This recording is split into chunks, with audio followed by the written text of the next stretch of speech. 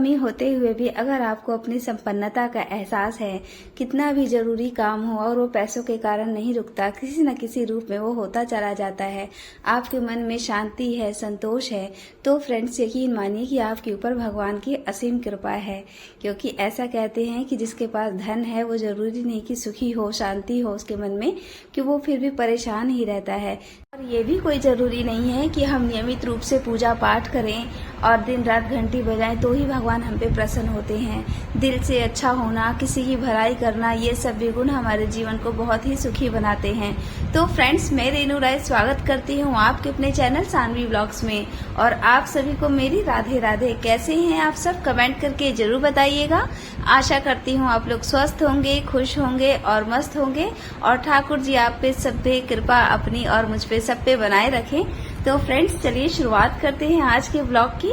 और आज का ब्लॉग शुरू करने से पहले फ्रेंड्स, अगर मेरा ब्लॉग आपको पसंद आए तो प्लीज मेरे चैनल को सब्सक्राइब करके वीडियो को लाइक कर दीजिएगा और बेल आइकन को प्रेस कर दीजिएगा ताकि मेरी वीडियो की कोई भी नोटिफिकेशन आप तक सबसे पहले पहुंच सके।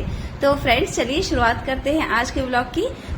तो आज दिन है बुधवार, लेकिन जो मैंने वीडियो शूट किया है वो है मंगलवार का। तो फ्रेंड्स, मंगलवार के दिन मेरे घर थी बजरंग बली की पूजा। मैंने आपको पहले ही बताया था कि जब भी सावन महीना स्टार्ट होता है और शुक्ल पक्ष लग जाता है तो उसके बाद घर की पूजा पाठ, कुछ गांव की पूजा पाठ, कुछ मेरे घर की पूजा पाठ सब चालू हो जाता है। तो सोमवार के दिन भी पूजा थी घर पे और मंगलवार के दिन भी बजरंग बली की पूजा थी, जो कि सामूहिक रूप से गांव में मनाया जाता है। लेकिन ये पूजा अपने अपने घरों में लोग मनाते हैं और बहुत से गांवों में ये पूजा की जाती है बजरंग बली की। तो फ्रेंड्स, किसी भी पूजा में, जो वार्षिक पूजा होती है, विशेष तौर पे साफ सफाई का पूरा ध्यान रखा जाता है और स्पेशली किचन को लेके, क्योंकि पूजा पाठ का प्रसाद जो बनाना होता है उसके लिए बहुत ही साफ सफाई की जरूरत होती है। तो फ्रेंड्स, सुबह के थोड़े बहुत काम निपटाने के बाद मैं लग गई हूँ अपने घर की साफ सफाई करने में। बच्चों को नाश्ता वगैरह मैंने करवा दिया है और अब मेरा पूजा पाठ अभी नहीं हुआ है, मैं अभी नहाई भी नहीं हूँ क्योंकि सफाई कुछ ज्यादा करनी थी। तो फ्रेंड्स, आप देख सकते हैं कि मैं अपने घर की सफाई में किस तरीके से लगी हुई हूँ और झाड़ू वगैरह मैं अब अच्छे से लगा लूंगी क्योंकि बाकी रूम की तो सफाई हो चुकी है। और फ्रेंड्स, आप देख सकते हैं कि मेरी शानू भी मेरे आसपास ही खेल रही है। इसकी प्रॉब्लम्स अलग ही रहती है, मम्मा ये करूंगी, मम्मा वो करूंगी। तो मेरा तो मन इसी की वजह से लगा रहता है। तो फ्रेंड्स, बच्चे घर में हो तो बहुत ही अच्छा लगता है, मुझे तो बहुत अच्छा लगता है। तो फ्रेंड्स देखिए, जल्दी जल्दी साफ सफाई करने के बाद प्रसाद बनाने में भी बहुत समय लगता है और प्रसाद में स्पेशली रोट बनता है। हमारे यहाँ पे बजरंग बली का मुख्य रूप से यही प्रसाद माना जाता है। तो फ्रेंड्स, पोछा वगैरह लगाने के बाद अब मैं जल्दी से स्नान वना करके फिर अपना पूजा पाठ करूंगी। पूजा पाठ करने से कुछ मिले या ना मिले, मन की शांति तो जरूर ही मिलती है। मन अंदर से प्रसन्न रहता है और ऐसा लगता है कि भगवान सब कुछ देख रहे हैं, वो सब ठीक कर देंगे। तो फ्रेंड्स, मैं आ चुकी हूँ, नहा धो के तैयार हो गई हूँ और अब जा रही हूँ भगवान जी की पूजा करने। और आप देख सकते हैं मेरे घर में दिया बाती सब मैंने कर दिया है और अब मैं लग गई हूँ फटाफट बजरंग बली की पूजा करने के लिए। प्रसाद जो बनाना है मेरे को, तो प्रसाद में मैं बना रही हूँ रोट, आटे का, साफ आटा, साफ चालन, पूरा किचन बिल्कुल साफ और हर चीज की साफ सफाई के साथ ही बजरंग बली का प्रसाद जो है वो बनाया जाता है। और मेरे घर में, मेरे गांव में सभी लोग मतलब बजरंग बली की आज पूजा करते हैं। तो फ्रेंड्स, पूजा पाठ का हमारे जीवन में क्या महत्व है ये तो बताने की कोई जरूरत ही नहीं है, मैंने बहुत सी वीडियो में अपने बता रखा है। तो फ्रेंड्स, लेकिन इसके अलावा भी पूजा से जुड़े कुछ ऐसे नियम हैं जो मैंने अक्सर प्रवचन में सुनती रहती हूँ, तो मैंने नोट करती हूँ आपको बताने के लिए। स्पेशली फ्रेंड्स, जैसे हम लोग फूल वगैरह तोड़ते हैं तो उसे हम पानी से धो लेते हैं, लेकिन हमें कभी भी फूलों को तोड़ने के बाद पानी से नहीं धोना चाहिए। ऐसा कहते हैं कि अगर फूल हम पानी से धोते हैं तो वो पहले जल देवता को समर्पित हो जाता है और उसके बाद फिर हम भगवान को नहीं चढ़ा सकते। इसलिए आप पहले फूलों को तोड़िए और सीधे भगवान जी को अर्पित कीजिए, इससे वो सीधे भगवान जी के ही समर्पित होते हैं। तो फ्रेंड्स ये नियम था जो मुझे नहीं पता था, लेकिन अब पता है तो मैंने आपको भी शेयर कर दिया। और दूसरा फ्रेंड्स, जो दान हम करते हैं उस दान को हमें बहुत सोच समझ कर करना चाहिए। ऐसा नहीं कि हमारा दान किसी बुरे कर्म में लग गया तो बुरा कर्म तो वो करेगा। मान लीजिए उसने भगवान के नाम पे हमसे दान तो ले लिया, हमने भी भगवान जी के नाम पे दान दे दिया, लेकिन वो दान का पैसा कहाँ खर्चा कर रहा है, किस बुरे काम में लगा रहा है, तो वो तो पाप ही बनेगा ही। लेकिन उसका कुछ हिस्सा, उसका कुछ पाप हमारे हिस्से में भी आएगा, क्योंकि उसने हमारे दिए हुए पैसों का मिसयूज करके वो काम किया है। तो फ्रेंड्स, दान भी बहुत सोच समझ के कीजिए, जहां आपको इस बात का यकीन हो कि आपके पैसों का मिसयूज नहीं होगा। तो फ्रेंड्स, आप देख सकते हैं कि मैंने अपना आटा सान लिया है चीनी वगैरह डाल के। और देखिए, मैंने गंगा जल डालना इसमें भूल गई थी, तो मैंने ओम से मांग के थोड़ा सा इसमें गंगा जल डाल लिया है। तो आप कभी भी रोट का आटा लगाइए तो उससे पहले अपनी चीनी को अच्छे से घोल लीजिए या फिर उसको मिक्सी में पीस लीजिए। इससे आपका जो रोट है वो बहुत ही अच्छा बनेगा। और अगर पॉसिबल हो तो मान लीजिए, तो प्रसाद बना रही हूँ मैं, तो इसमें मैंने सोडा यूज नहीं किया। अगर आपको मतलब सोडा यूज करके बनाएंगे तो ये बहुत ही टेस्टी और फूले फूले से बिल्कुल सॉफ्ट सॉफ्ट से बनके तैयार होते हैं।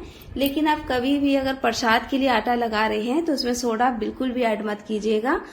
तो फ्रेंड्स, मेरा आटा अब तैयार हो चुका है और अब मैं जा रही हूँ छत पे अपने कपड़े डालने के लिए, क्योंकि 2 दिन के बाद धूप निकली है, लगातार बारिश ही हो रही थी, तो कपड़ों को लेके बहुत दिक्कत हो जाती है। वॉशिंग मशीन तो है नहीं कि डायरेक्टली मैं सुखा लूं, हाथ से ही कपड़े धोने होते हैं।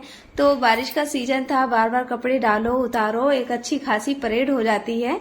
तो फ्रेंड्स, दिन भर का काम जो होता है, ये सब काम की तो गिनती नहीं होती कि हमने कितनी बार उतारे और कितनी बार कपड़े पसारे हैं धूप में। अभी देखिए, मैंने ये ढक रखी है हमारी जाली, ताकि नीचे बारिश का पानी ना जाए, लेकिन फिर भी चला ही जाता है। लेकिन मुझे उससे कोई परेशानी नहीं, क्योंकि मुझे बारिश बहुत अच्छी लगती है। बारिश होती है तो मैं घंटों बैठ के देखती रहती हूँ सारा काम छोड़ के। तो फ्रेंड्स, आप देख सकते हैं ओम की स्कूल की ड्रेसेस हैं, जल्दी उसको सुखाना भी बहुत जरूरी है। तो ये ड्रेस आज गीली थी, इस वजह से स्कूल भी नहीं जा पाया था अपने। तो आया है मेरे साथ छत पे और किट्टू भी मेरे पीछे पीछे आ गया है। तो फ्रेंड्स देखिए, कुछ कपड़े मैं अपनी सीढ़ी पे भी डाल देती हूँ। मतलब यहाँ पे धूप वगैरह तो नहीं लगती, लेकिन बारिश से तो सेफ रहते हैं। कपड़े कितने भी सूख जाए, अगर उनमें धूप ना लगे तो फ्रेंड्स पहनने में भी थोड़ा अजीब सा ही लगता है। इसलिए धूप में जो कपड़े सूखे होते हैं वो बहुत ही फ्रेश लगते हैं। तो फ्रेंड्स देख सकते हैं कितने सारे कपड़े मैंने धोए थे। तो ये 1 दिन के नहीं है, ये 2-3 दिन के कपड़े हैं, क्योंकि सूख ही नहीं पा रहे थे तो बार बार निकालना, फिर पसारना, फिर यही मतलब एक ड्यूटी सी होती है।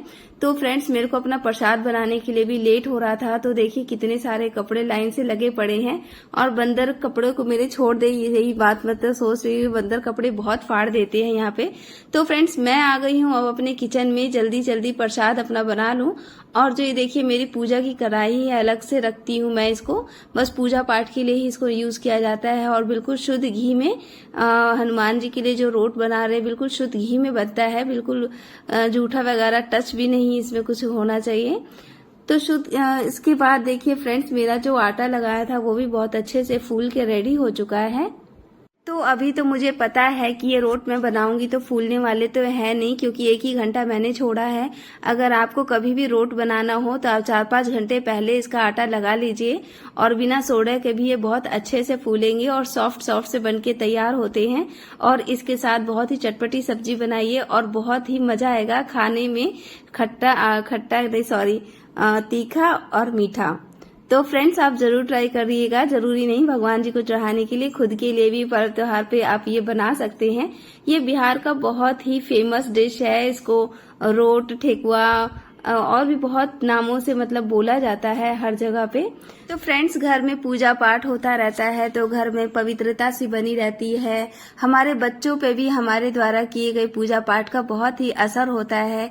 तो फ्रेंड्स, अगर बच्चों की बात की जाए तो अपने बच्चों को आप बचपन से ही पूजा पाठ करना सिखाइए, उनको मंदिर ले जाइए, उनको प्रवचन सुनाइए, क्योंकि अगर वो थोड़े से बड़े हो जाएंगे तो फिर उनका इन सब चीजों में मन नहीं लगेगा। और जिन चीजों की आदत अगर आप बचपन से ही लगाएं तो उनके जीवन पे हमेशा के लिए उसका असर होता है। जब वो ज्यादा पढ़ लिख जाएंगे तो वो आपको ही बेवकूफ समझने लगेंगे कि मतलब दिन रात पूजा पाठ में ही लगे रहते हैं। तो फ्रेंड्स, बच्चों में अपने धर्म कर्म की बातें और पढ़ाई लिखाई दोनों ही जीवन में सामंजस्य बिठाना बहुत ही जरूरी है, ताकि वो अपनी संस्कृति से भी जुड़े रहें और अपने भविष्य को भी उज्जवल बना सके। तो ये सब सोच के फ्रेंड्स, बच्चों को शुरू से ही जागरूकता अपने धर्म के प्रति होनी चाहिए। और इसके अलावा फ्रेंड्स, आप कभी भी अपने घर में अगर जूते चप्पल उल्टे पड़े हुए देखें तो आप उसे जरूर सीधा कर दीजिए। ऐसा करने से नकारात्मकता हमारे घर में नहीं आती है। अगर जूते चप्पल उल्टे रहेंगे तो घर में कलह कलेश हमेशा मचा रहेगा, घर से सुख समृद्धि शांति ये सब चली जाती है। तो आप इन सब बातों का ध्यान रखें। इसके अलावा फ्रेंड्स, लोग क्या करते हैं कि पूजा करने के बाद जो बाती बच जाती है उस बाती को कूड़े करकट में डाल देते हैं। तो ऐसा आप कभी मत कीजिए, ये सब बहुत ही खराब माना जाता है। अगर आपकी दिए की बाती बच जाती है तो आप उस बाती को इकट्ठा कीजिए 10 दिन तक, और 11वें दिन तक 4 कपूर और लौंग के साथ उन बातियों को जला के उसके पूरे घर में उसको घुमाइए, और उसकी जो राख बच जाए उसको आप एक डिब्बी में कर लीजिए। उसका टीका लगा के किसी भी शुभ काम करने के लिए आप उसे जाइए, और अगर आपकी राख बच जाए तो किसी भी पेड़ वगैरह के नीचे आप डाल दीजिए। फ्रेंड्स, ये जो इम्पोर्टेंट पॉइंट था मैंने एक प्रवचन में सुना था, इसलिए मैं आपको बता रही हूँ। तो फ्रेंड्स, आज का मेरा व्लॉग आपको कैसा लगा प्लीज मुझे कमेंट करके बताना मत भूलिएगा। और ये देखिए, अब एक एक करके मैंने अपने ज्यादातर रोट्स निकाल लिए हैं, और देखिए कितने अच्छे से ये बनके तैयार हो रहे हैं। मेरे को पता है ये फूलने वाले तो नहीं है, लेकिन फ्रेंड्स, भगवान के नाम का जो भी प्रसाद बनता है उसमें एक अलग ही स्वाद, एक अलग ही टेस्ट आ जाता है, जो कि कैसा भी बना हो बहुत ही स्वादिष्ट ही बनके तैयार होता है। तो फ्रेंड्स, बन चुके हैं मेरे रोट बहुत ही अच्छे से। 1.25 किलो आटे का मैंने ये रोट बनाया था अपना, और अब मैं बजरंग बली के लिए चढ़ा लूंगी। मैं नहीं चढ़ाऊंगी, घर के जेंट्स लोग इस पूजा को स्पेशली करते हैं, औरतें नहीं करती हैं। तो फ्रेंड्स, मैंने एक पीढ़े पे, मतलब पीढ़ा बोलते हैं, पटरा बोलते हैं, उस पे बजरंग बली की मैंने आकृति बनाई है। सिंदूर से बनाइए या हल्दी से बनाइए, और उसके बाद अपना प्रसाद आप उस पे चढ़ाइए। और फ्रेंड्स, आज का मेरा ब्लॉग आपको कैसा लगा प्लीज बताइएगा जरूर। आपके कमेंट्स के लिए, लाइक्स के लिए आप सभी को बहुत बहुत धन्यवाद, और इसी तरीके से मोटिवेट करते रहिए ताकि मैं आगे भी इसी तरीके की वीडियो बना सकूं। और ये मेरे रोट बनके तैयार हो चुके हैं, और यहाँ पे देखिए फ्रेंड्स, पूजा चढ़ा दी गई है। और बोलिए जय बजरंग बली की। बजरंग बली सबका मंगल करे, कल्याण करे। धन्यवाद फ्रेंड्स, आप सभी लोगों का।